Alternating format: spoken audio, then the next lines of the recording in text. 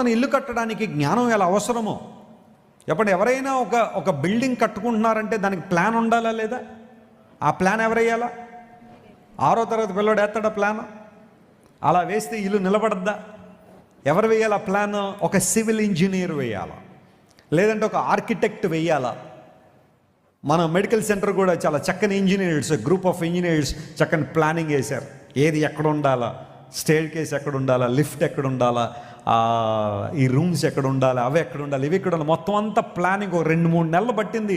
Multiple times కూర్చుని అది discuss చేసిన తర్వాత మన చర్చ్లో ఉన్న కొంతమంది డాక్టర్స్తో మాట్లాడిన తర్వాత, రివ్యూ మీటింగ్స్ అయిన తర్వాత, అప్పుడు ఫైనల్గా ప్లాన్ అప్రూవ్ చేసిన తర్వాత మెడికల్ సెంటర్ ఆ విధంగా నిర్మాణం చేయబడతా ఉంది. దాని వెనకాల ఒక జ్ఞానం ఉంది, ఒక ఇంటెలిజెన్స్ అనేది ఉంది. జాగ్రత్త గమనించండి ప్రియులారా. జ్ఞానం వల్ల ఇల్లు కట్టబడుతుందంటే ఏ ఇల్లు గురించి ఇక్కడ ఈ సామెతల గ్రంథకర్త